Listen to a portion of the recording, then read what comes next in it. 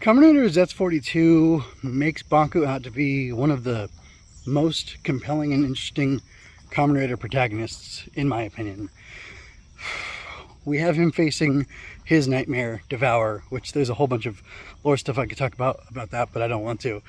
Supposedly Devour gets stronger the more powerful Baku gets, or the more power Baku wants, the stronger Devour gets. How does that exactly work? I don't know, but it does work. It's mechanically, we can observe it happening.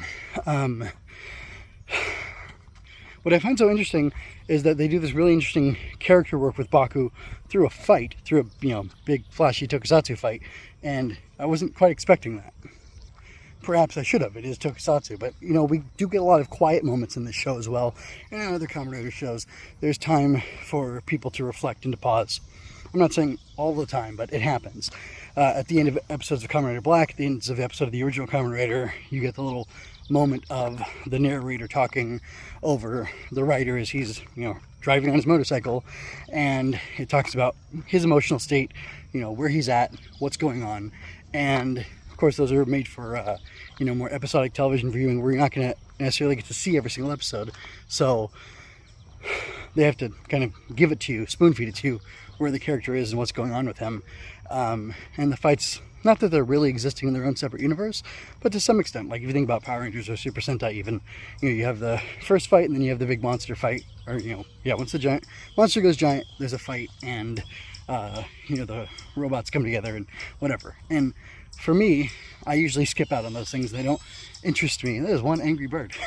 They do not interest me typically. In Super Sentai or Power Rangers, it gets to the point where it's skippable. You've already beat him once. It was interesting maybe before when you had to figure out that you put the hot peppers in Pudgy Pig, then he spits out the other Rangers. That's interesting, that's clever, that's kind of fun. And then the super robot battle is just kind of rote. But here you don't have that, and in the more serialized form of Kamen Rider, you get a little bit more time with the characters, you get more conversations, more quiet moments, more things going on in between battles that help build character. But I find it interesting that, and we do get a little bit of a moment like that, where Baku thinks Manami has been killed because of, frankly, some confusing stuff that's going on with how he gets knocked out and then he's dreaming and then he wakes up twice, I think.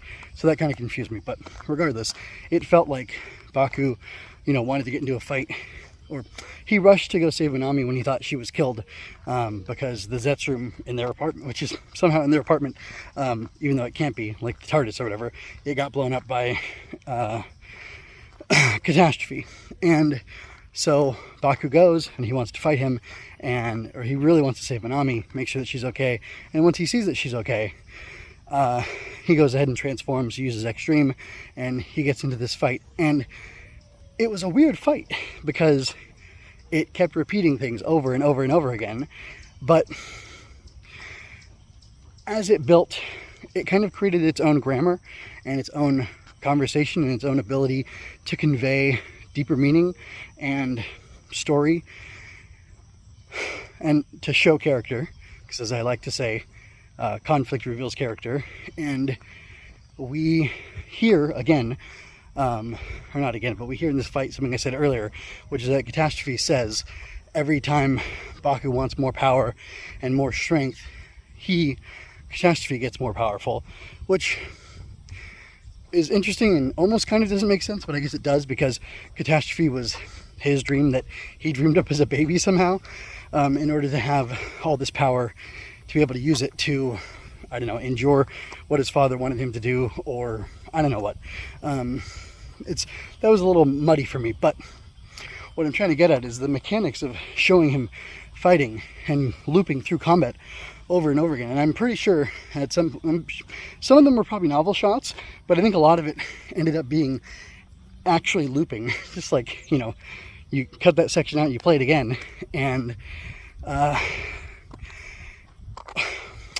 Catastrophe basically is getting stronger every time Baku gets stronger, to the point where at first Baku is countering him by rewriting the dream, and then Catastrophe figures that out, and then he just brute forces him and punches him harder, hits him faster, before Baku can do anything to effectively work against him.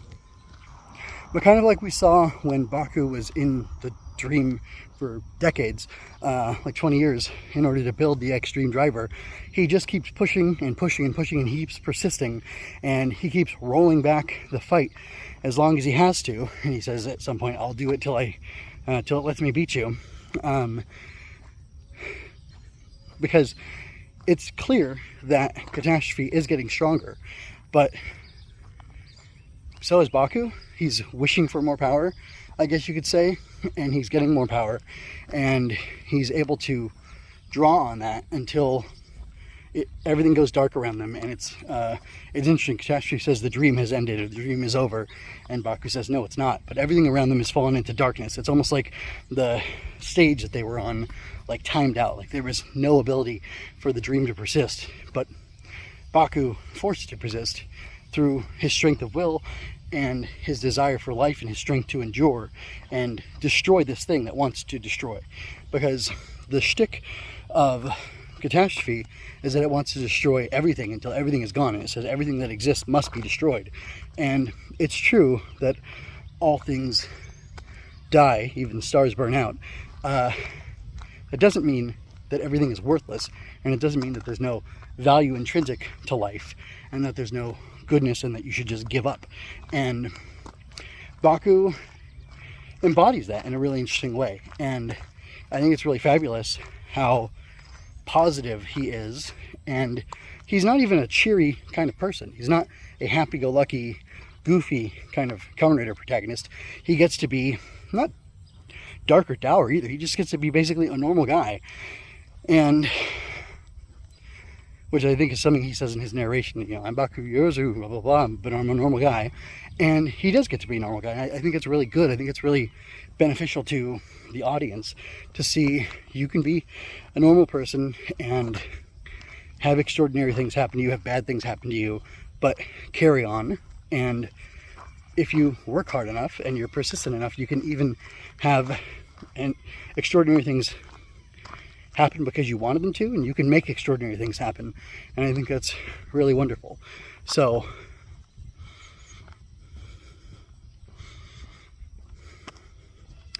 one, I'm very happy that that message is being put forward through this show and through the character of Baku, and I'm really pleased and like impressed that they were able to convey that in combat. Yes, there was dialogue, so it wasn't just watching people punch and you know, trade blows that made the message come across. It was also the dialogue that was there.